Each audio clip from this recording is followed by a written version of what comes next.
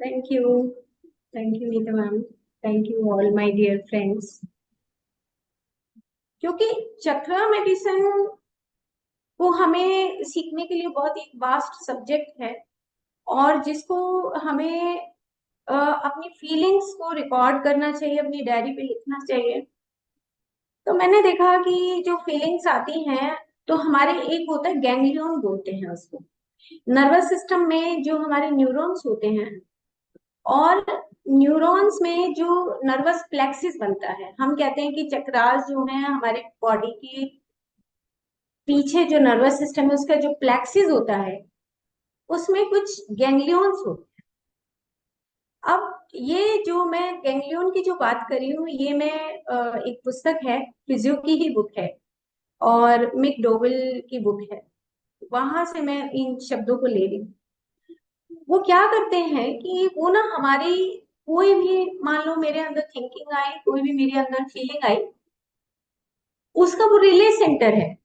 मैं उसको दिखाऊंगी आपको पिक्चर में। तो वो रिले सेंटर है कि जो मेरे अंदर आया अभी बाहर नहीं आपके सामने प्रकट हो रहा कि मैं क्या सोच रही हूँ या मैं किस तरह का फीलिंग मेरे भीतर आ रहा है, लेकिन वो मैसेज जो है उन गैंग्लियन के थ्रू मेरी पूरी बॉडी में कन्वे हो गया। एक तरफ से आया, दूसरी तरफ से चला गया।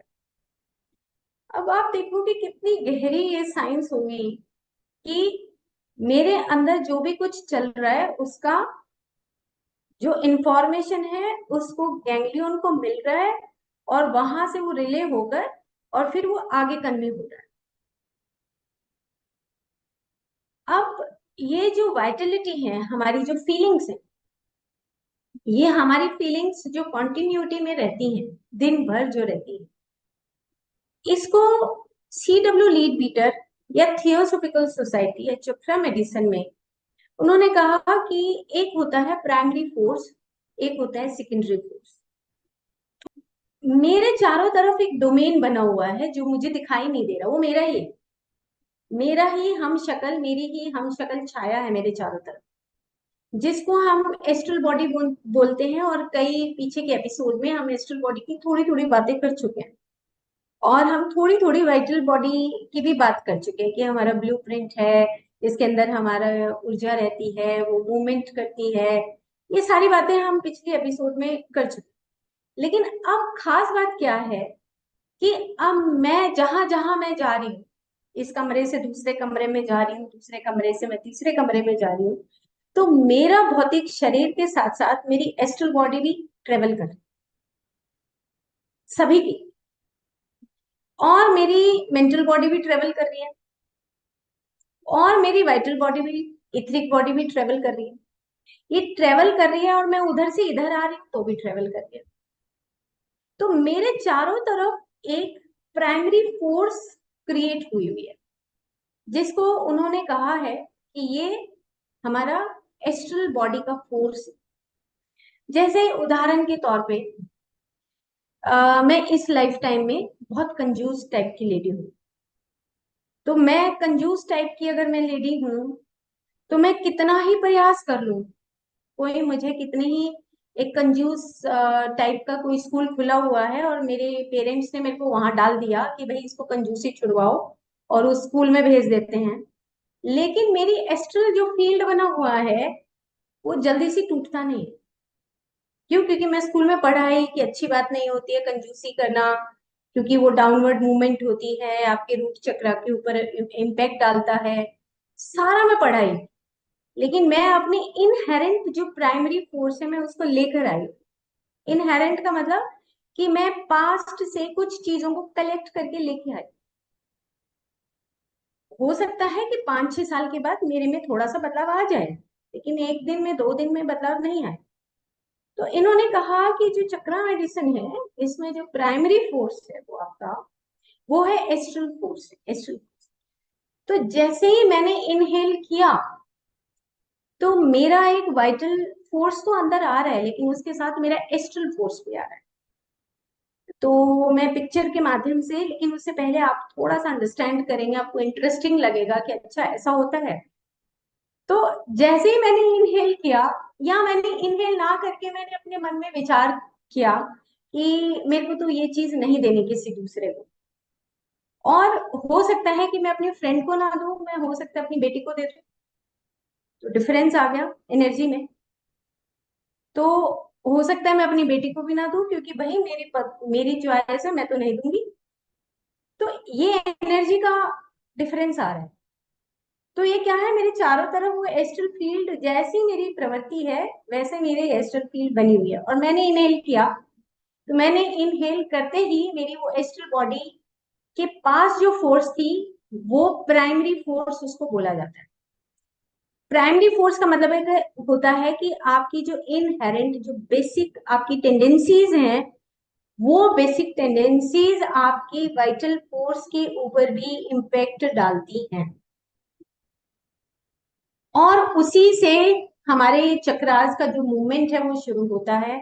और उसी को मान लो कि अब हम उसी बात को लेते हैं कि मैं बहुत कंजूस हूँ और मैं चीजों को नहीं देना चाहती हूँ, तो मेरा वो इतना चारों तरफ जो डोमेन है वो इतना स्ट्रांग हो जाएगा कि मेरी जो वाइटल फोर्स है उसके ऊपर भी मेरा जो प्राणमय शरीर है, और जो मैं प्राण ले रही हूँ छोड़ रही हूँ, उसके ऊपर भी वो इम्पेक्ट डाले। तो अब क्या है कि जो चक्रास की जो मूवमेंट है, वो चक्रास की मूवमेंट का इम्पैक्ट मेरी पूरी बॉडी के ऊपर, मेरे पूरे चक्रास के ऊपर, और मेरे चक्रास के साथ जो मेरे ऑर्गन्स इन्वॉल्व हो रहे हैं उनके ऊपर भी इम्पैक्ट आ रहा है। जैसे मैं मणिपुर चक्र की बात करती हूँ, उसके ऊपर मैंने एक पेपर पब्लिश किया है, इसलिए मैं उसको आसानी से आपको बताऊं। जैसे मान लो कि उसकी 10 पेटल्स होती, उसकी जो 10 पेटल्स हैं उसमें liver, gall bladder, small intestine, stomach, थोड़ा सा पार्ट इसोफेगस, ये हमारे 10 जो ऑर्गन्स हैं वो इन्वॉल्व होते हैं। जब हम डिटेल में करेंगे तो तब हम बात करेंगे। लेकिन अगर मान लो कि मेरे मन के अंदर कहीं पर किसी के प्रति कड़वाहट है, तो कड़वाहट जो रिप्रेजेंट करता है वो लिवर, उसको रिप्रेजेंट करता है कड़वाहट को, तिक्त रस। और कटु जो रस है वो पेनक्रियाज को इम्पेक्ट करता है, कटुता, किसी के प्रति बहुत तीखापन होना। तो मेरी जो एनर्जी है वो ऑटोमेटिकली वहां पे फ्लो करेगी, और वो जैसे ही फ्लो करेगी तो मेरे एक ऑर्गन को इम्पेक्ट करेगी। अगर मैं कड़वी हूं, कड़वाहट है मेरे को किसी के प्रति, तो मेरा लिवर, और अगर मैं कटु हूं तो मेरा पेनक्रियास। या मैं लिटिल बिट इमोशनल हूँ, थोड़ा जेलस फील करती हूँ किसी को देख के, बार बार मैं इमोशनल होती हूँ, तो आईबीएस जिसको बोलते हैं इंटेस्टाइनल, मेरे अंदर जो मिकोजा है, इंटेस्टाइनल के अंदर मिकोजा है, उसके ऊपर इम्पेक्ट आता है। ये एनर्जी फ्लो है, मतलब चक्रा मेडिसिन, चक्रा आपको ये समझना है कि ये एक एनर्जी का फ्लो है, वो एक पर्टिकुलर फ्रीक्वेंसी है उस एनर्जी की, और वो वहीं जाके वहां पे सेटल डाउन हो रही। तो अब मणिपुर, जैसे पुरी, अभी हमने अयोध्यापुरी की बात की थी। कौन है अयोध्यापुरी? मेरा पूरा बॉडी है, जिसके पास 8 चक्र हैं और 9 द्वार हैं। सेम इसी तरीके से जो मणिपुर है, पूरे पुर का मतलब पुरी, वो पुर यानी कि पूरा एक प्रदेश हो गया। पूरा प्रदेश क्या, कौन हो गया? जिस जो हमारा पूरा डाइजेस्टिव सिस्टम के कुछ ऑर्गन्स हैं जो आपस में मिल के काम करते हैं, वो मणिपुर। और मणि मतलब कि जो चमकता है, जिसके पास रोशनी रोशनी है, जिसके पास एंजाइम्स है, जो फायर एलिमेंट है, तो वो मणिपुर है। और उसी को हम, वहां पे अगर मणिपुर को देखें तो उसी को हम बोलते हैं कि जो सूर्य, जो सूर्य चक्र है नाभि के अंदर, और यही ईगो का प्रतीक भी है। अगर आप देखो कि रावण को अगर तीर लगा तो वो नाभि में लगा था, क्योंकि सारी विद्याएं थी उसके पास, लेकिन उसका ईगो खत्म नहीं। ईगो मतलब उसका फायर। तो ये जो चक्रा मेडिसिन है, सोलर प्लेक्सस, तो ये जो चक्रा मेडिसिन है उसमें अब हमें मान लो मणिपुर में मेरे पास ईगो है, या मेरे पास एक कड़वाहट है या कटुता है, तो मुझे उसी को इम्प्रूव करना पड़ेगा थ्रू मेरी एस्ट्रल, जो मेरा फील्ड, जो मेरा पीछे से मेरा जो प्राइमरी फोर्स जो मैं लेकर आई हुई हूँ, उसका टेम्पलेट चेंज होना है। वो टेम्पलेट चेंज होगा क्योंकि मैं उस चीज को संग्रह करके लेकर आई। अब मुझे थ्रू ब्रीदिंग प्रोसेस, थ्रू मेरी वाइटल एनर्जी के फोर्स से मुझे उस टेम्पलेट को चेंज करना है, वो है चक्रा मेडिसिन। और इसकी प्रैक्टिसेस हम आगे डिटेल में जब बात करेंगे तब एक एक करके मैं प्रैक्टिसेस बताऊंगी कि किस प्रकार से हम प्रैक्टिस के माध्यम से अपने उस एस्ट्रल बॉडी के टेम्पलेट को कॉन्टिन्यूसली अभ्यास के साथ हम उसको चेंज कर सकते हैं, बदल सकते हैं, अपने अंदर अपने मनस में वो परिवर्तन ला सकते हैं। जैसे कि मैंने कुछ पेशेंट का टंग दिखाया कि धीरे धीरे जब आप काउंसलिंग करते हो, किसी से प्यार से बोलते हो, तो उसका जो एनर्जी फ्लो है, जो वहां पे जाके वो जो स्टोरेज हो रही होती है, वो स्टोरेज बंद हो जाती है, वहां पे वो खालीपन आता है, और उसके बाद उसमें क्लिनजिंग प्रोसेस शुरू होता है, जो हमने पिछले एपिसोड में बात की थी। तो अब हम चलते हैं कि स्लाइड के माध्यम से कि जो चक्र है, वो चक्र का मतलब नॉर्मली हम चक्र को, देखो आप क्या चक्र, एक चक्र चल रहा है ऐसे आप ले सकते हो, जैसे हम योग की परिभाषा करते हैं ऐसे आप चक्र की परिभाषा भी कर सकते हो कि कोई व्हील है, वो ऐसे चल रहा है। अब व्हील अगर चल रहा है तो उसका बीच का जो है वो एरिया थोड़ा स्लो होगा, उसके चारों तरफ के वो जो स्पाइक्स हैं वो थोड़ा और तेज होंगे, बीच वाला जो है वो छोटा सर्कल होगा, तो छोटा है तो वो फटाफट पहुंच जाएगा। तो व्हील को आप ऐसे भी ले सकते हो। लेकिन जो ऑर्थरी पोल हैं उन्होंने बोला कि it is just like saucer type, मतलब कि आपका जो बाहर का जो आपका वाइटल बॉडी है उसमें हाफ इंच आपकी फिजिकल बॉडी से, हाफ इंच और 1 इंच की दूरी पर आपका पूरा एस्ट्रल बॉडी का फील्ड दिखाई देता है, और उसमें वो सोर्सर्स टाइप आपके यहाँ पर, यहाँ पर, आपके यहाँ पर, ये सब आपको दिखाई देते हैं कि यहाँ से वो एनर्जी का आपका जो फ्लो है वो पता लगता है कि किस तरह का फ्लो है, या वहां पे कोई ब्लॉकेजेस है, या आप दिन प्रतिदिन किस तरह की हैबिट से बंधे हुए हैं जिसकी वजह से वो सोसर फुल दिखाई देता है। वो एनर्जी ऑटोमेटिकली क्लियर रिफ्लेक्टेड होती है हमारे बायोफील्ड, जो हमारा जो सॉफ्टवेयर है उसमें। तो ये चक्रास हो गए। तो अब चक्रास का अलग अलग जो हमारा डायमेंशन है, मूलाधार से हम बहुत बार रिपीट करते हैं, ये मूलाधार है, ये स्वादिष्ठान है, ये मणिपुर है। और अगर आपने 1000 सीड्स ऑफ जॉय पढ़ा हो करुणेश जी का, तो आज से मैंने लगभग 8-10 साल पहले पढ़ा था, तो उसमें भी उन्होंने चक्रास की बात बहुत अच्छे तरीके से बताई है कि जो अनाहत चक्र है उसके बारे में तो बहुत ही अच्छा उन्होंने बताया है। विशुद्धि चक्र है, आज्ञा चक्र है। तो अब हम चक्रास की थोड़ी सी डीपर लेवल पे थोड़ी बात कर लेते हैं। ओके, ये थोड़ा स्केच मैं थोड़ा बनाती हूँ, तो मैं थोड़ा अपनी पेंटिंग्स थोड़ा स्केचेस लगा देती हूँ। तो नीचे के आपको 3 जो सर्कल्स दिख रहे हैं, इनको बोलते हैं लोअर नीड्स, बोलते हैं। लोअर नीड्स का मतलब होता है कि बहुत ज्यादा मटेरियलिज्म से चिपके हुए, यानी कि हमारा लोभ लालच, और उससे ऊपर वाला जो ऑरेंज कलर है वो जो स्वादिष्ठान चक्र है वो है हमारे रिलेशनशिप्स, और जो येलो है वो है हमारा खुद का क्रिएट किया हुआ ईगो।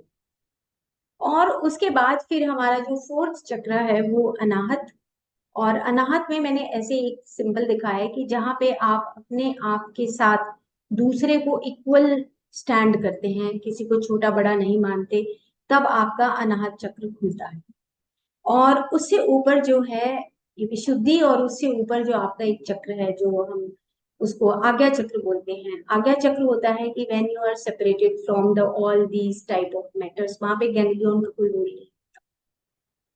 तो हम ये मैंने एक पिक्चर लगाई पिछली बार जब मैंने आप सबसे बात की थी कि जो तारा माँ की जब बात की थी, क्योंकि आज थोड़ा सा उससे कनेक्टेड भी है, तो ये मैंने उस वक्त जब मैं तारा तारा तारा माँ बोल रही थी, तो क्या होता है कि नीचे मैंने एक लाइन लिखी है, अनकॉन्शियस फील्ड्स ओपन, कि आप जो चीजें आपने मैनिफेस्ट नहीं की है अभी तक जिंदगी में, और जब आप चीजों को बोलने लगते हो तो वो ऑटोमेटिकली मैनिफेस्ट हो जाता है। वो अनकॉन्शियस फील्ड खुलता है और वो मैनिफेस्ट होने लगता है। जैसे मैंने जिद पकड़ी कि मैं तारा माँ को वेबसाइट पे ना देख के मैं खुद देखना चाहती हूँ कि वो कैसी है, तो जैसे ही ता बोला तो आप देखते होंगे कि ता के नीचे की जो वाइब्रेशन है वो ऐसे घूमने लगी, जो मैंने पिक्चर में बताया। तो आप जब वाइब्रेशनल फील्ड में आ जाते हैं, कोई भी चैंट करते हैं, क्योंकि पिछले एपिसोड में हमने साइलेंस की भी बात की और चैंट की भी बात की, हमिंग की भी बात की, तो आप जरूर से जरूर ये प्रैक्टिस करके देखिए कि किस तरह की वाइब्रेशंस हमारे एक एक शब्द के बोलने से हमारी बॉडी के अंदर इम्पैक्ट पड़ता है। जैसे माँ बोला, तो माँ बोलने से आप देख रहे हैं कि बीच में एक सर्कल है वो घूमता है, और एक छोटा सा जब हम माँ को ऐसे करते हैं तो एक नाभि टाइप जो माँ के अंदर जो वाइब्रेशन क्रिएट होती है वो कहीं बाहर नहीं जाती, वो स्टोर होती है, और उसके नीचे आप वाइब्रेशन देख रहे हैं। इसी का रिफ्लेक्शन हमारे चारों तरफ क्रिएट होता है अगर आप चैंट करते हैं। Really it is amazing. आप करके देखो चैंट, मैं कहती हूँ इतना मजा आएगा ना आपको कि आपको लगेगा कि क्या ये दूसरी चीजें सुननी, क्या रेडियो सुनना है या क्या आपने यूट्यूब के ऊपर लगा के सुनना है। आप खुद चैंट करोगे तो आपको इतना एनर्जी मिलेगा और इतना प्योरिफिकेशन होगा आपका खुद का कि आप ऑटोमेटिकली आप खुद में उसको एक्सप्लेन नहीं कर पाओगे। इनक्रेडिबल है ये एक्सपीरियंस। तो ये मैंने देखा, मैंने फाइंड आउट किया कि चलो मैं दिखाती हूँ आप सबको। तो अब हम आगे चलते हैं, इसको हम बाद में बात करेंगे। तो हम अब एक जो CW लीड बीटर है और थरी पॉल है, उन्होंने ये जो मोनाड है ये जरूर याद रखिए, क्योंकि चक्रा मेडिसिन में बार बार हम मोनाड की भी बात आएगी, ईगो की भी बात आएगी, पर्सनैलिटी की भी बात आएगी।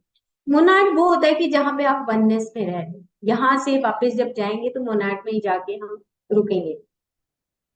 तो मोनाड के बाद क्या होता है कि वो कोलैप्स होता है, कोलैप्स होता है, और कोलैप्स होने के बाद एक शरीर, एक पुरुष बन जाता है और एक प्रकृति बन जाती है, और हम शरीर रूप में, शरीर के अंदर एक सोल और ऊपर से वो शरीर का कवर, बस ये चीज हम लेके नीचे आते हैं। और उसी के साथ हमारी एक आइडेंटिटी भी फिक्स हो जाती है कि आपने जो भी आप एस्ट्रली आप क्या चीजों को साथ में यहाँ पे जो आप छोड़ के गए थे, अब उन चीजों में कौन सी चीजों में आप करेक्शन करना चाहते हो वो भी आपके साथ ही डेवलप होना शुरू हो जाता है। वो ईगो का मतलब होता है कि वो ईगो नहीं जो हम नॉर्मली बोलते हैं, वो ईगो कि आपकी what is your identity in this life time. आपकी आइडेंटिटी क्या है? जैसे आम का पेड़ है, उसकी आइडेंटिटी है कि वो आम है।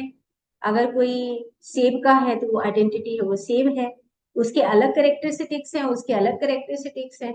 इसी तरीके से ह्यूमन बीइंग्स में भी अलग अलग आइडेंटिटी है। जैसे कि मैं आयुर्वेदा की डॉक्टर हूँ, कोई एलोपैथी का डॉक्टर होता है, कोई टीचर है, तो ये आइडेंटिटी है।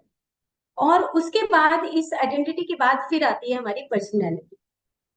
ये जो पर्सनैलिटी है, ये पर्सनैलिटी हमारी फिजिकल भौतिक शरीर और हमारा जो पंचमय कोश जिसकी हमने बात की, वो सारा इकट्ठा मिलके हमारी पर्सनैलिटी बनती है। और इवन कि इसको हम कहते हैं कि जैसे हम कहते हैं कि जो भाई संस्कारित होना यानी कि पर्सनैलिटी का मतलब कि अब आपका एक करेक्टर डेवलप हो जाता है कि मेरा इस तरह का करेक्टर है, तो सब दूर से ही देख के, जैसे स्वामी विवेकानंद की जो पर्सनैलिटी है वो उसमें किसी को बताने की जरूरत नहीं है। आप उनकी फोटो देखेंगे तो ऑटोमेटिकली उनकी पर्सनैलिटी को देख के आप बता सकते हो कि भाई ये किस टाइप के व्यक्तित्व है। पर्सनैलिटी में आता है, वर्च्यूज आते हैं। वर्च्यूज का मतलब कि without any saying a word you can identify a person. आप उसकी पर्सनैलिटी को बयान कर सकते हो, वो पर्सनैलिटी होगी। ओके। तो अब हम चलते हैं, ये बहुत इंपॉर्टेंट पार्ट है जब हम चक्र को पढ़ते हैं और उसकी चक्र एनर्जी को पढ़ते हैं। तो क्योंकि हम सोलर फैमिली से बिलोंग करते हैं, तो सोलर फैमिली से जब बिलोंग करते हैं तो उसमें 3 तरह की एनर्जीज क्रिएट होती है अकॉर्डिंग टू थियोसॉफिकल सोसाइटी। ये 3 तरह की जो एनर्जी है, ये फोहट, जिसको हम इलेक्ट्रिसिटी या हम हीट लाइट, हम ये मोशन, ये हम साउंड, ये सब चीजें फोहट में कन्वर्ट होती है। फोहट का मतलब होता है कि उसको हम मोटर सिस्टम भी बोलते हैं। मोटर सिस्टम का मतलब कि जैसे मैंने अब हाथ हिलाया, ये मेरा हाथ जो हिलाना है, ये फोहट है। फोहट का मतलब होता है कि जब आप किसी एक्शन में आ जाते हो, वो एनर्जी बिल्कुल सेपरेट है उस वाइटल एनर्जी से। क्योंकि जब हम चक्रास मेडिसिन पढ़ेंगे और एक्सरसाइज करेंगे तो फोहट भी आएगा, कुंडलनी भी आएगा और प्राण और वाइटलिटी भी आएगी। ओके, तो ये 3 तरह की एनर्जीज हैं, जिसमें फोहट, जिसको हम मैकेनिकली कन्वर्ट करते हैं। जैसे मेरा हाथ मूव हुआ, मैंने अनाहत चक्र का एक्सरसाइज किया तो मैंने हाथ ऊपर की तरफ ले गई, हाथ नीचे की तरफ ले आई, तो ये मेरा मोटर सिस्टम चल रहा है। तो ये जो मोटर सिस्टम है, ये है फोहट में। लेकिन इसके साथ मेरा प्राण चल रहा है। ये जो प्राण चल रहा है, ये मेरे इस फोहट से अलग है। मेरा प्राण मेरे साथ साथ जा रहा है। जैसे मैंने हाथ ऊपर किया तो मेरा प्राण भर गया, ब्रीद इन, और जब मैं हाथ नीचे लेके जा रही हूं तो breathe out, breathe in, breathe out. ये अनाहत चक्र की एक एक्सरसाइज है, बहुत वंडरफुल इसके रिजल्ट्स हैं। और इसके साथ जो 3rd नंबर पे है, जो कुंडलनी है, जो सरपेंट फायर बोलते हैं, ये है कि जैसे आज आप पहली बार इस स्लाइड को देख रहे होंगे, कुछ लोग जानते होंगे इसके बारे में, कुछ लोग नहीं जानते होंगे। तो जो नहीं जानते हैं, उन्होंने पहली बार देखा तो इसका मतलब उसकी उनकी कुंडलनी का मतलब एक स्पार्क ऑफ विजडम या एक स्पार्क ऑफ एक्सपीरियंस या स्पार्क ऑफ इंफॉर्मेशन को डेवलप होगा, कि थोड़ी सी वो जाग गया। वो पर्सन जब जागता है वो एनर्जी बिल्कुल अलग है। जैसे कि अब सूरज जब गिरता है, सूरज की किरणें जब धरती पे आती हैं, तो कुछ फूल खिल जाते हैं, कुछ के फल पक जाते हैं, कुछ बीज से पौधा बन जाते हैं, और कुछ बड़े हो जाते हैं, कुछ की टहनियां विकसित होने लगती हैं। तो ये टोटल अलग टाइप की एनर्जी होती है जो सन से ही आती है, जिसको बोलते हैं कुंडलनी और सर्पेंटाइन फायर। और ये धरती से कनेक्टेड होती है, सन और धरती का रिलेशनशिप शो करता है। थोड़ा सा डीप है, मुश्किल है, लेकिन आप जब कहेंगे तो मैं बिल्कुल रुक जाऊंगी, क्योंकि लिटिल बिट एक ये सब्जेक्ट जब आपको बार बार हम इसको सुनेंगे, तब जाके आपको फिर वो चक्रा का जो एनर्जी है वो अच्छा लगने लगे, क्योंकि तीनों चीजों को अभी हमें कनेक्ट करना है। ठीक है, तो पहला जो पार्ट है वो है मैकेनिकल, जो आप कन्वर्ट करते हैं। और जैसे कि हम हार्ट के ऊपर अपने हाथ रखते हैं और अपने सांस को ऊपर नीचे जब चलाते हैं, तो हाथ जो रखना हुआ वो फॉरवर्ड हुआ, और जो सांस ऊपर नीचे ब्रीथ इन ब्रीथ आउट हुआ वो हमारा प्राण और वाइटलिटी हुई। और मैं इसके बाद मेरे को क्या अवेयरनेस आ रहा है, वो मेरी कुंडलनी हो गई, मेरा फायर हो गया, यानी कि मेरा एक एक्सपीरियंस हो गया। ये तीनों तरह की एनर्जी हमारे सन से आते हैं। हम सोलर फैमिली से बिलोंग करते हैं, क्योंकि ये भी बहुत डीप सब्जेक्ट है कि भाई सन कैसे बना होगा। इसके ऊपर भी थियोसॉफिकल ने इथिक बॉडी में बहुत सुंदर तरीके से वर्णन किया हुआ है, क्योंकि हमें भी आगे आगे ट्रेवल करके बहुत सारे प्लैनेट स्टार्स इन सब चीजों में जाना है, हमारी बहुत लंबी जर्नी। तो ये 3 तरह की एनर्जी है जिसके माध्यम से हम चक्र को, अपने चक्रास को हील कर सकते हैं। चलिए, इतना आपको क्लियर हो गया, अब हम और आगे चलते हैं। अब जो हर एक चक्र है, मूलाधार से लेके और सहस्रार तक, वो जो हमारे बीच का जो स्पाइनल कॉर्ड है, स्पाइनल कॉर्ड के बैक साइड में जो हमारा जो नर्वस प्लेक्सिस रहते हैं, और नर्वस प्लेक्सिस के साथ कौन कौन से ऑर्गन्स साथ में इन्वॉल्व हैं, वो जो नर्वस प्लेक्सिस के साथ जो ऑर्गन्स इन्वॉल्व होते हैं, उसी के साथ हमारा चक्रा का जो हमारी एनर्जी है उसका संबंध स्थापित होता है। जैसे कि फॉर एग्जाम्पल ये धरण डिगना, अब जैसे धरण डिगना होता है तो अब धरण डिगने का के पीछे जो हमारा नर्वस प्लेक्सिस है वो हमारा सीलियर प्लेक्सिस, और हमारा जो पीछे जो हमारा लंबर प्लेक्सिस है उन दोनों का संबंध स्थापित हो रहा है, ज्यादा हमारा सीलियर प्लेक्सिस का संबंध स्थापित होता है। जैसे अगर हमारे नर्वस प्लेक्सिस या हमारी एनर्जी में थोड़ा सा भी परिवर्तन होता है तो हमारा कोई ना कोई ऑर्गन इन्वॉल्व हो जाता है। जैसे मैंने अभी बात की थी कि जो मणिपुर चक्र है, मणिपुर चक्र में जो हमारे 10 ऑर्गन्स इन्वॉल्व होते हैं उसमें से कोई एक या दो ऑर्गन ज्यादा इन्वॉल्व हो जाते हैं। जैसी हमारी प्रवृत्ति होती है उसी प्रवृत्ति के आधार पे हमारे ऑर्गन्स के अंदर भी उसी तरह की वाइब्रेशन जाके और वो ऑर्गन इम्पेक्ट करता है, ऑर्गन के अंदर उस तरह की एनर्जीज रहने लगती हैं, या तो वो बैलेंस्ड रहेंगे या फिर वो अनबैलेंस्ड हो जाए। तो जैसे धरण अगर दिखती है तो हम कहते हैं भाई धरण दिख गई है, इसका मतलब क्या होता है कि जैसे इसका मतलब ये होता है, अगर मैं आपको बताऊं, जैसे मान लो हमारी ये हमारा जो हार्ट है वहां से हमारी एक अयोटा निकलती है ऐसे करके, ये अयोटा हार्ट जो नाभि के यहाँ पे नाभि के बैक साइड से ऐसे क्रॉस होती, मान लो ये नाभि है और ये क्रॉस हो गई, और ये अगर थोड़ी सी अयोटा हिल जाए या हमारे पीछे जो, ये तो अच्छे खून की नाली है, एक इसके पीछे हमारे जो कार्बन डाइऑक्साइड लेके जाता है हार्ट में वो नाली होती है जिसको वेना केवा बोलते हैं।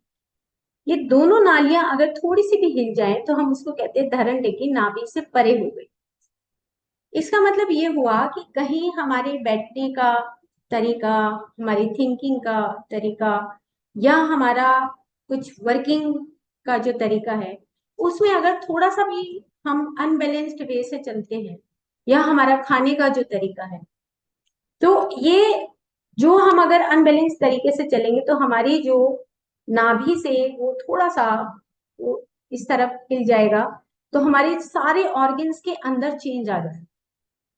तो ये जो एनर्जीज चक्रास जो आपको दिख रहे हैं एनर्जी सेंटर्स हैं, ये एनर्जी सेंटर्स हैं जहां पर हमारी पर्टिकुलर टाइप के पैटर्न्स हमारे उस एनर्जी सेंटर्स में रहने लगते हैं। जैसा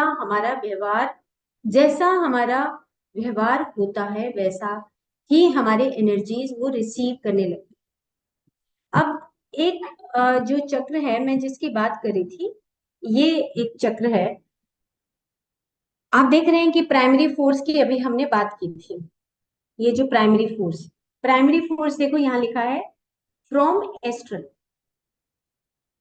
यानी कि जब हम बाहर से अंदर की तरफ जो सांस लेते हैं तो मेरे चारों तरफ का जो एस्ट्रल बॉडी है वो एस्ट्रल बॉडी के अंदर मेरा क्या विचार चल रहा था, किस तरह का मैंने मैट्रिक्स या किस तरह की बातें करके मैंने अपने उस सूक्ष्म शरीर में स्टोर किया हुआ है, उसी को लेकर मेरी प्राइमरी फोर्स मेरी सांस के साथ उस सांस के साथ कनेक्ट होती है और उसी तरीके का ब्रीदिंग प्रोसेस हमारा होता है।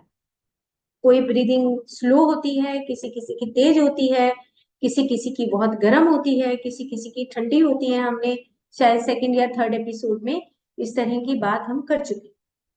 तो ये हमारा प्राइमरी फोर्स है जो हमारा एस्ट्रल बॉडी जो बनता है, जिस तरह के भी हमारे विचार होते हैं वही हमारा जो विचार है वही हमारी जो बॉडी है उसी के अकॉर्डिंग हमारा ब्रीदिंग पैटर्न भी सेट होता है। तो ये जो पिक्चर मैंने लगाई है वो top of the head centre की लगाई है, आप देखेंगे इसको।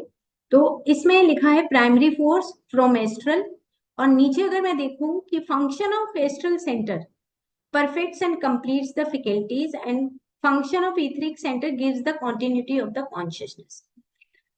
इसका मतलब ये है कि आपको अपने उस प्राण में शरीर में कॉन्शियसनेस चेतना तो मिल रही है, लेकिन अगर आप उस एस्ट्रल बॉडी के साथ अपने उस तरह के पैटर्न को सेटल किए हुए हो तो वो कॉन्शियसनेस बार बार आपके उस एस्ट्रल फील्ड को ही पक्का करती है।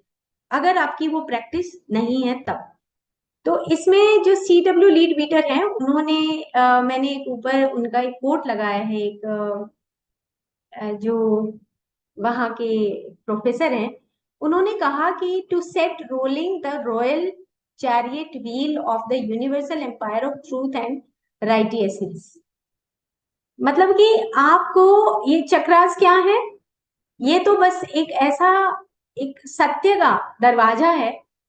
जैसे अष्ट चक्र की मैंने बात की, ये सत्य के दरवाजे हैं सारे, और आपके धर्म के दरवाजे हैं ये सारे के सारे, चाहे वो रूट चक्र हो और चाहे वो मणिपुर चक्र हो। ये तब तक इम्बेलेंस रहते हैं जब तक हम सत्य और धर्म की पालना नहीं करने लग जाते।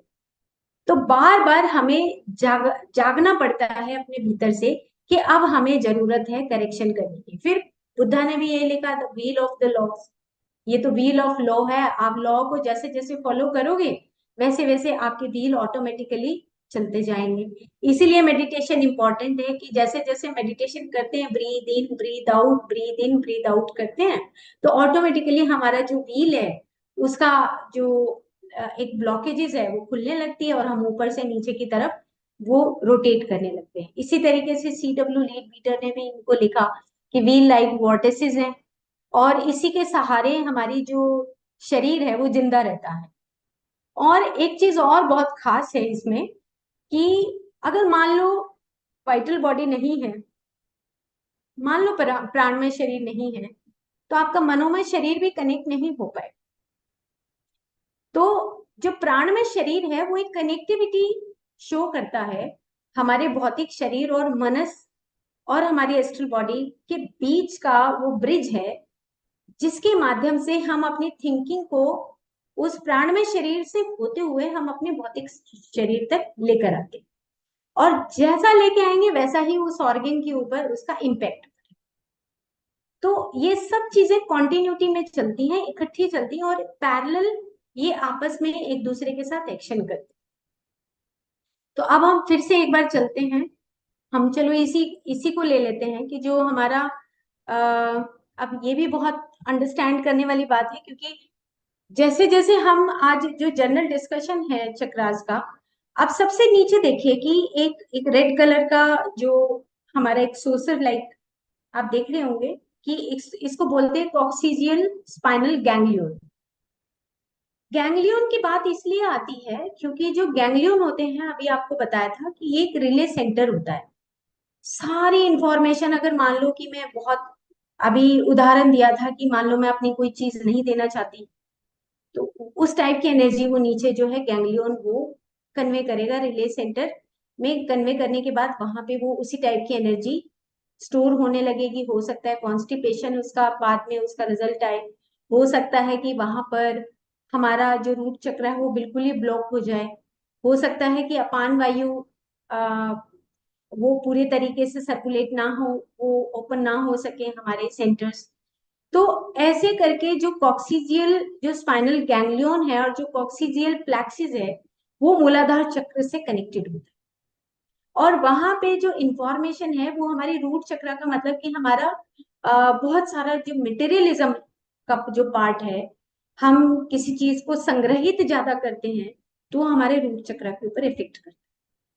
उसके बाद उससे ऊपर अगर हम सैक्रम में जाते हैं, सैक्रल आप देख रहे हैं, तो जो सैक्रल है ऑर्थरी पोल ने और CW लीड बीटर ने उसको स्प्लीनिक एरिया बोला है, लेकिन कुछ जो हमारे शास्त्र हैं वो बोलते हैं इसको स्वादिष्टान चक्र बोलते हैं। तो हम उस सैक्रल के पार्ट को ले लेते हैं जहां पर वो प्लेक्सिस है, और स्वादिष्ठान का मतलब है कि ये रिलेशनशिप का एरिया है, और ये रिलेशनशिप हमारा चाहे बहुत क्लोज रिलेशनशिप है, या हमारा फ्रेंड का रिलेशनशिप है, या हमारा सोसाइटल रिलेशनशिप है। जैसे कन्वर्सेशन विद गॉड अगर आपने नील डोनाल्ड का पढ़ा हो, उसके 3 पार्ट हैं। एक पार्ट है पर्सनल, एक पार्ट है चाइल्ड एंड पेरेंट रिलेशनशिप, एक पार्ट है सोशल रिलेशनशिप। तो जो सोशल रिलेशनशिप है उसमें आप देखेंगे कि जो स्वादिष्टान चक्र है कि आप किसके साथ कितना खुश हैं या किसके साथ कितना खुश नहीं है, आप सोसाइटल लेवल पे किस तरह का व्यवहार रखते हैं लोगों के साथ, ये डिपेंड करता है आपके स्वादिष्टान चक्र पे। अगर नहीं व्यवहार आपका अच्छा है तो ऑटोमेटिकली वहां पे ब्लॉकेजेस शुरू हो जाते हैं। और इसके सटीक एग्जाम्पल्स मिलते हैं कि अगर यूट्रस में कोई प्रॉब्लम है, ओवरी में कोई प्रॉब्लम है। मैं यहाँ पे नीता मैम, जो हमारा गायनी का डिपार्टमेंट है, यहाँ पे मैं डील करती हूँ काउंसलिंग के लिए। जो बहुत सारे इनफर्टिलिटी के जो केसेस आते हैं, अमूमन उनको हम ट्रीट करते हैं। और कुछ कभी टाइम मिलेगा तो उनके ऊपर भी कुछ एग्जाम्पल्स आपको दिखाएंगे कि रिलेशनशिप एक मैं नेक्स्ट टाइम उस पिक्चर को दिखाऊंगी कि एक लेडी को अभी सेकेंड टर्म इनफर्टिलिटी, एक बेबी हो गया। और उस मैंने उसको देखा कि उसकी जो टंग थी वो थोड़ा टिल्टेड थी, टेढ़ी थी। तो स्वादिष्टान चक्र मेरे मेरे लिए वो स्वादिष्टान चक्र है, लेकिन जो गायनी डिपार्टमेंट है उनके लिए तो गायनी का पार्ट है। तो मैंने कहा कि कुछ ना कुछ उसके कहीं रिलेशनशिप में प्रॉब्लम है, इस वजह से उसके सेकेंड इश्यू नहीं हो रहा है। तो उससे क्वेश्चन हम करने लगे, क्वेश्चन करने लगे। तो मैंने पूछा कि तुम्हारी एजुकेशन क्या है। उसने कहा जी मैं तो पीएचडी हूँ फिजिक्स से। ठीक है, ओके, बहुत अच्छी बात है। तो उनके हस्बैंड भी साथ में आए थे। तो हमने कहा कि फिर इशू क्या है, क्यों नहीं हो रहा है, कहाँ प्रॉब्लम आ रही है। तो कहने लगे कि ये घर में कोई काम नहीं करना चाहती जी, हमारा थोड़ा सा अनबन रहती है। तो मैंने कहा कि काम क्यों नहीं करना चाहती। तो उसने कहा भाई मेरे पेरेंट्स ने कहा है कि मैं तो पीएचडी हूँ और घर में कोई काम करने की जरूरत नहीं है। काम करने के लिए हम मेड रख लेंगे और मैं तो जॉब करूंगी। मैं घर का काम नहीं करूंगी। तो उसका एक ब्लॉक, मैंने वहां बात करते करते मैंने ये नोटिस किया कि उसका एक ब्लॉक है कि वो बहुत ज्यादा एजुकेटेड है और उसके घर का एक पोर्शन ऐसा डेवलप हो गया जो अपने घर से आई कि भाई पढ़ाई करने वाला जो इंसान है वो घर में बर्तन नहीं धोए या घर में वो रोटी नहीं बनाए। उसके दिमाग में ये आ गया। तो मैंने कहा कि कोई बात नहीं, ठीक है। मैं उसके हस्बैंड को कहा कि मैंने कहा आप बाहर बैठो, मैं थोड़ा इससे बात करती हूँ और इसका 10 बार इसकी सिटिंग करना पड़ेगा। तो खैर एनीवे वो सीटिंग चलती रही और मैंने उसको समझाया कि भाई तेरा जो 25 साल का जो तेरा जीवन है वो तेरा पीएचडी में निकला, इतना बढ़िया तेरा टाइम निकला, तो तू पढ़ चुकी है, वो फेज तेरा ओवर हो चुका है। अब तेरा फेज, सेकंड फेज तेरा शुरू हो गया है, तेरा शादी, तेरे बच्चे और उन बच्चों की परवरिश, एक तरह का तेरा एक नया एक्सपीरियंस शुरू हुआ है। तो तू अब ये पीएचडी वाला लेवल छोड़ दे। उसको समझाने लगा तो बहुत टाइम लगा, अब तो मैं बड़ा छोटा छोटा करके बता रही हूँ। उसको 2-3 महीने में ये बात समझ आने लगी कि मैं ही गलत हूँ और मैं अपने हस्बैंड के साथ एक अच्छा इंटीमेसी रखती हूँ। और 7-8 महीने के बाद उसमें बदलाव आया। और बदलाव आने के बाद उसका जो इमोशंस थे, जब इमोशंस बहुत ज्यादा जमा होते हैं तो टंग टिल्टेड हो जाती है वन साइड। और वो वन साइड उसकी जो टंग टिल्टेड थी वो सीधी हो गई। और सीधी होने के बाद वो बड़ी खुशी खुशी से आई बताने के लिए कि जी अब हमारा बहुत अच्छा रिलेशनशिप है और मैं अब घर का सारा काम भी करती हूँ और अपने छोटे बच्चे को पढ़ाती भी हूँ और मुझे नौकरी नहीं करनी है, पहले हमारा सेकंड इश्यू होगा उसके बाद में जॉब। तो कहने का मतलब ये है कि जो स्वादिष्टान चक्र है और अगर उसमें कहीं पर भी कोई ब्लॉकेजेस है तो वो, अगर हम काउंसलिंग के माध्यम से उसको कुछ एक्सरसाइजेस भी बताई, एक्सरसाइजेस के माध्यम से भी उसमें उसके जो स्वादिष्टान चक्र है उसमें बदलाव आया कि जो हम साइकिलिंग करवाते हैं तो उसके तरीके से वो चेंज आया। तो कुछ चीजें इंटीग्रेटेड टाइप से करके और उसमें काफी अच्छा बदलाव आया, 7-8 महीने के बाद ठीक हो गई और चेंज भी आया। फिर वो गायनी डिपार्टमेंट ने संभाल लिया कि अब तुम्हारा काम है, तुम इसको देखो। तो इस प्रकार से हमारे अब क्या है, ये चक्र मेडिसिन ही तो हुआ कि हमने उसके अंदर जो ब्लॉकेजेस थे वो उसके ठीक किए और ठीक करने के बाद ऑटोमेटिकली अब कंसीव कर गई और अब उसके इश्यू हो जाएगा। इसी तरीके से जो नेक्स्ट हम देख रहे हैं मणिपुर चक्र, जो सीलियक प्लेक्सिस है। सीलियक प्लेक्सिस भी बहुत इंपॉर्टेंट, जो सोलर प्लेक्सिस है बहुत इंपॉर्टेंट प्लेक्सिस है हमारे डाइजेस्टिव सिस्टम से लेके और हमारी ईगो से रिलेटेड। अगर ईगो होगा, सोलर प्लेक्सिस ठीक नहीं रहेगा। 100% है, 100%। कुछ ना कुछ पेट में प्रॉब्लम होगी ही होगी। कोई ना कोई एक ऑर्गन इन्वॉल्व होगा, अगर हम ईगो नहीं छोड़ते हैं तब। थोड़ी देर के लिए छोड़ दिया फिर आ गया, क्योंकि वो टेंडेंसीज बन जाती है। वही एस्ट्रल बॉडी वाला जो पार्ट है, हमारी प्राइमरी फोर्स क्या है? प्राइमरी फोर्स है हमारा एस्ट्रल पार्ट जो हमारे चारों तरफ, और जो सेकेंडरी फोर्स है वो हमारी वाइटल बॉडी है, वो किस तरीके से वो चक्रास को घुमाती है। अगर मान लो कि हम मॉर्निंग में एक्सरसाइज कर रहे हैं, इवनिंग में एक्सरसाइज कर रहे हैं, तो उन दोनों के कॉम्बिनेशन के, दोनों के को रिलेशनशिप से कितना बदलाव आता है, उसके ऊपर इम्पेक्ट पड़ता है, कि हमारे उस ऑर्गन के ऊपर इम्पेक्ट पड़ेगा कि बदलाव आ रहा है नहीं आ रहा है। इसलिए कॉन्टिन्यूटी ऑफ एक्सरसाइजेस बहुत इंपॉर्टेंट है। कुछ लोग सोचते हैं कि अरे हमने तो 1 महीना कर लिया ठीक हो जाएगा। नहीं, 1 महीना नहीं, इतना पुराना एस्ट्रल पार्ट हम उठा के लेके आ रहे हैं, तो वो बदलाव इतनी जल्दी नहीं आएगा, धीरे धीरे बदलाव आएगा। सब चीजों को साथ करने से, काउंसलिंग करने से, कुछ एक्सरसाइजेस करने से, कुछ बेसिक प्रिंसिपल समझने से ये बदलाव आते हैं। सेम इसी तरीके से फिर अनाहत चक्र है, और जो कार्डियक प्लेक्सिस है, इसके ऊपर मैं बहुत विस्तार में आप सबको बताने वाली हूँ। बहुत लंबा है कार्डियक प्लेक्सिस भी, और बहुत इंपॉर्टेंट है अंडरस्टैंड करना, क्योंकि हम धीरे धीरे लास्ट में विशुद्ध प्रेम की बातें करते हैं। तो विशुद्ध प्रेम की बात के लिए तो हमें कार्डियक प्लेक्सिस को समझना ही पड़ेगा, कि सच में कुर्बानी देने के लिए आप सब तैयार हो या नहीं हो। तो वो अगर कुर्बानी देने के लिए तैयार हो तो फिर ठीक है, फिर हम अनाहत चक्र को समझ सकते हैं। ठीक है, उसके साथ पल्मोनरी प्लेक्सिस भी इन्वॉल्व होता है। एक्चुअली प्लेक्सिस में बहुत है, ये तो हम मोटे मोटे तौर पे बात कर रहे हैं, अगर हम इसको डिटेल में जाएं तो बहुत सारे प्लेक्सिस इन्वॉल्व होते हैं। फिर विशुद्धि चक्र है, फेरेंजियल प्लेक्सिस है, और उसके बाद ऊपर जो प्लेक्सिस होते हैं वो, उसमें गैंग्लियन का कोई रोल नहीं होता। विशुद्धि चक्र से ऊपर जो आज्ञा चक्र और सहस्रार है, उसमें हमारे गैंग्लियन नहीं होते हैं। रीजन बीइंग कि वो इंडिपेंडेंटली काम करते हैं दोनों, आज्ञा चक्र और सहस्त्र। तो मैंने नीचे इसीलिए वो वेबसाइट से उठा के एक डेफिनेशन लगा दी, कि जो गैंग्लियन होता है is the collection of neuronal bodies found in the voluntary and autonomic branches. और क्या काम करते हैं? रिले स्टेशन, साइनेप्टिक कनेक्शन से। एकदम से आया कि मैं बहुत कंजूस हूँ और मैंने किसी को देना नहीं है, मान लो कोई बाहर दरवाजे पे मांगने वाला आ गया, तो मैं कहूंगी हम किस लिए देंगे, नहीं देते। या मैं अपनी मेरी जो हैबिट है कंजूस वाली, तो वो रिले स्टेशन होगा, वो रिले स्टेशन से ऑटोमेटिकली ट्रांसफर होके मेरी एक तरीके से वो एनर्जी वहां पे स्टोर हो जाएगी, क्योंकि उस तरह का ही मेरा पैटर्न सेट।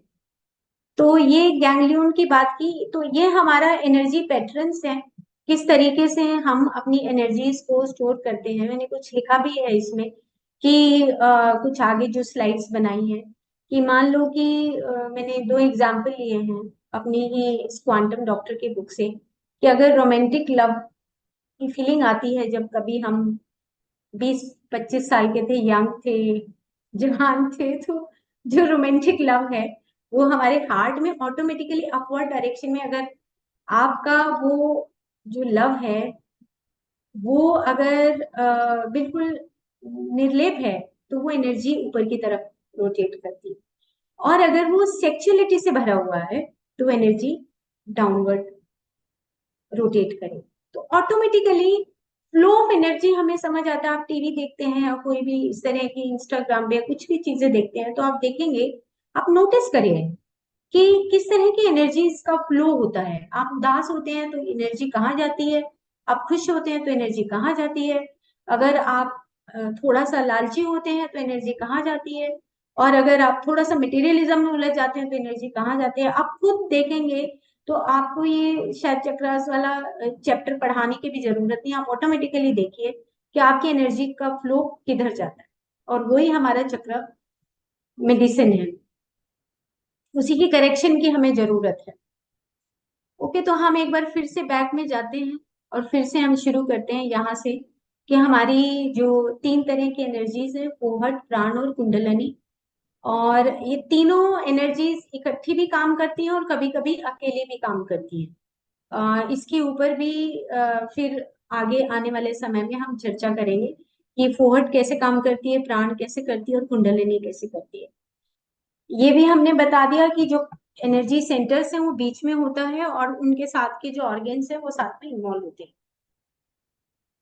अब फर्स्ट जो चक्र है, टाइम कितना हुआ, हम शायद इतना ही रखें आज का। इसी को हम आगे कंटिन्यू करेंगे क्योंकि काफी लंबा है, तो हम आज इसको यहीं पे स्टॉप करते हैं। हम्म।